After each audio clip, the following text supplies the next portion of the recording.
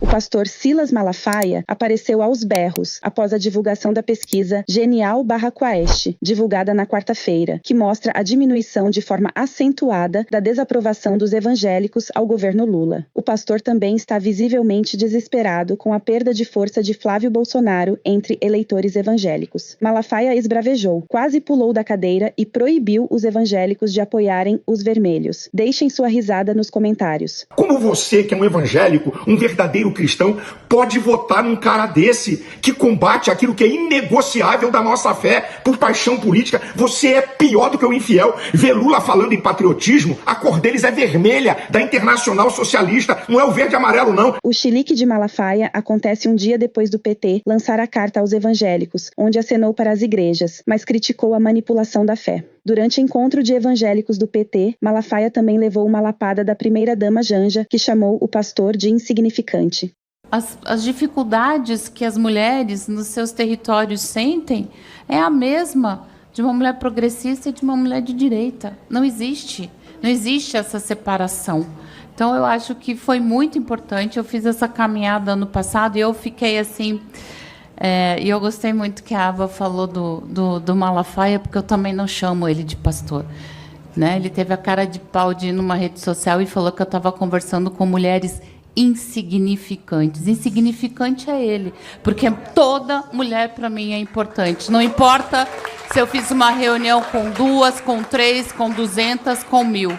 O que importa é que eu conversei, o que importa é que eu ouvi elas. Isso, para mim, que foi o mais importante. Durante a Marcha para Jesus, que foi realizada no início do mês, Lula evitou participar do evento em período eleitoral para não passar a impressão de tirar vantagem política da fé. É uma coisa muito importante. Eu vou lhe contar porque eu não vou, viu? Eu não participo de nada religioso em época de eleição, porque eu não quero passar ideia de que estou tentando tirar proveito político de uma coisa sagrada. Perfeito. Eu entendo. A queda de Flávio Bolsonaro entre os evangélicos foi analisada pela jornalista Mônica Bergamo em comentário para a Band News FM. Confira. Claro que teve ali melhora da avaliação do governo Lula, o escândalo do Master, envolvimento dele com o Daniel Vorcaro, tudo isso explicou no macro. Mas quando você vai mergulhando e vai vendo os números, você vai descobrindo novas coisas. E um recorte exclusivo que a gente conseguiu mostra, o Megali, que os evangélicos, veja, foram os responsáveis pela queda do senador Flávio Bolsonaro na pesquisa Genial/Quaest dessa semana, né? O filho do ex-presidente Jair Bolsonaro, ele teve uma queda, ele manteve, né? No segundo turno, esses números são do segundo turno, no segundo turno ele manteve o mesmo percentual de votos entre os católicos que ele tinha em maio. 34%, ele tem uma desvantagem entre o eleitor católico.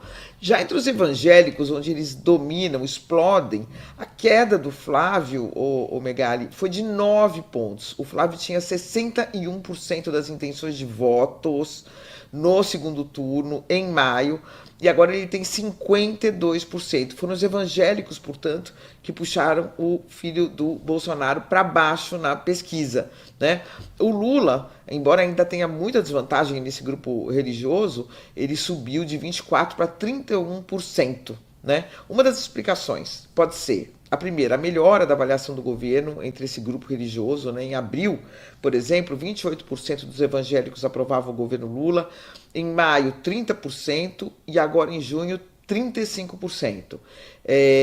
A desaprovação caiu de 68% em abril. O Lula tinha 68% de desaprovação entre os evangélicos. O Megali, é muita coisa, né? Mas essa desaprovação caiu para 65% em maio, 60% em junho. Então, as políticas públicas aí para baixa renda estão surtindo efeito entre esse grupo. Mas tem o lado da melhora da avaliação do governo e o lado da piora do Flávio, né? Eu conversei com líderes evangélicos ontem sobre esses números e eles me disseram o seguinte: pode fazer uma aposta. O problema é que o Flávio foi pego numa mentira, né? Quando disse que não conhecia o Daniel Vorcaro, sequer conhecia, e foi pego conversando com ele, pedindo dinheiro para ele, para o filme do pai. Então ficou algo muito evidente e que isso seria algo, um pecado mortal aí, e isso estaria abalando. Essa é a explicação que líderes evangélicos me deram sobre essa queda dele, né? o Megali, teve um levantamento anterior da consultoria ativa Web Data Lab que analisou 17 milhões de menções públicas nas redes sociais 20 horas depois da Marcha para Jesus, que também já sinalizavam críticas, né, de uso político da religião e tal, já dava pistas de que ele poderia estar tendo a sua imagem desgastada entre os evangélicos. Mas tá aí os números, Megali. Os evangélicos que dão uma sustentação tão firme ao bolsonarismo estão aí agora olhando, né, se distanciando um pouco do candidato, Megali. O deputado Henrique Vieira comentou a melhora de Lula com o público evangélico e fez duras críticas à extrema-direita. A reprovação do Lula caiu entre evangélicos de forma acentuada, segundo a pesquisa Quest. O cenário ainda é muito difícil, mas vem apresentando mudança. Na última pesquisa, a reprovação ao Lula era de 65%, a aprovação 30% entre evangélicos. Na pesquisa de agora, a reprovação caiu para 60% e a aprovação subiu para 35%. Então houve uma mudança significativa que vem sendo confirmada nas últimas pesquisas.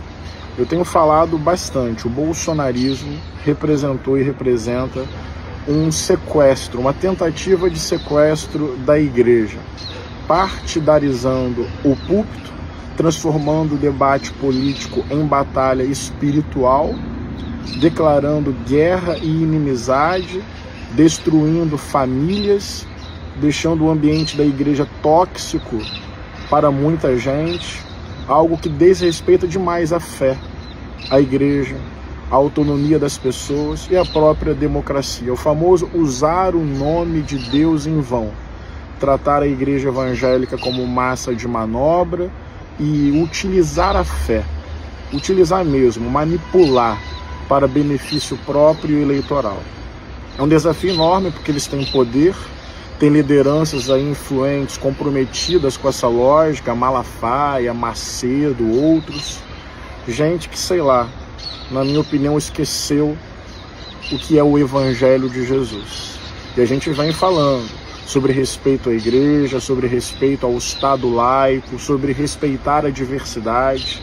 A gente não quer que Lula seja dono da igreja, a gente quer que a igreja seja cidadã, que a igreja tenha compromisso com o povo e com a paz, que promova debate, que respeite a opinião das pessoas, que proteja a singularidade do púlpito. Então a gente não quer vencer a extrema-direita usando as armas da extrema-direita, e eu não quero usar a fé, algo tão sagrado para o povo e para mim, como instrumento político eleitoral. Mas é isso. Entre evangélicos, passo a passo, com muito respeito, dialogando, estamos avançando e as pesquisas estão demonstrando isso. Vamos lá, com ética e serenidade, dialogar com o nosso povo e enfrentar o bolsonarismo também nessa área. Fraterno abraço.